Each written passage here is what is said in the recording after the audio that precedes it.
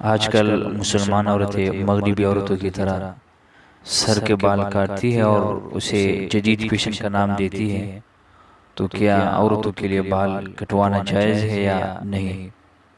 اس مسئلے کا جواب یہ ہے کہ اللہ تعالیٰ نے انسان کو چاہے مرد ہو یا عورت بہترین شکل و صورت میں پیدا فرمایا ہے۔ کسی مرد یا عورت کو اپنی اصلی صورت بگاڑ کر دوسری شکل و صورت اختیار کرنا اللہ تعالیٰ کی اس عطا کردہ نعمت اور تخلیق پر راضی نہ ہونے کے مترادف ہے۔ اس لیے شریعت میں عورت کے لیے سر کے بال کا کاٹنا یا کم کرنا ناجائز اور حرام ہے۔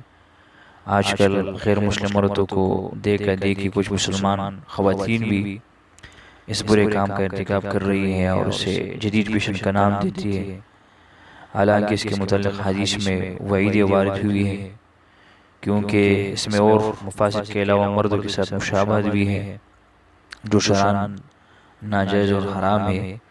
اس لیے مسلمان خاتون کے لیے جو اللہ تعالیٰ اور آخرت پر یقین رکھتے ہو اس سے اجتناب کرنی چاہیے۔